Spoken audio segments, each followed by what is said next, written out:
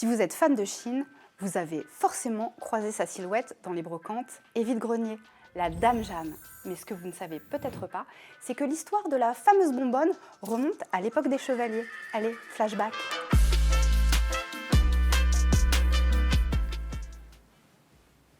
Oh, c'est la chronique là.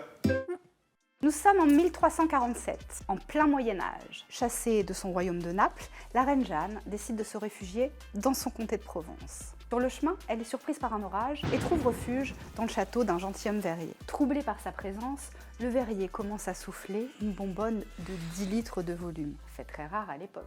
Un cadeau de la Providence puisque séduit par le résultat, il décide de commercialiser l'objet et de le nommer du nom de son inspiratrice, Reine Jeanne. Mais la souveraine est une grande modeste et elle lui suggère plutôt le nom de Dame Jeanne. La légende était née. Si à l'origine, la Dame Jeanne était utilisée pour la conservation des huiles et des alcools, depuis, son destin a carrément basculé. Proposée dans une foule de couleurs par les enseignes déco petit prix comme les plateformes de seconde main, elle est désormais détournée de son usage pour devenir un objet déco à part entière. Disponible dans différents gabarits de 5 à 50 litres environ, elle peut notamment se transformer en vase et accueillir des végétaux de belle envergure comme des herbes de la pampa, des branches d'eucalyptus ou des fleurs de coton. Garnie de guirlandes LED, elle peut même se transformer en luminaire ultra poétique pour la maison. Bon, cette petite discussion m'a donné une sérieuse envie de chiner. Je vous laisse, j'ai brocante.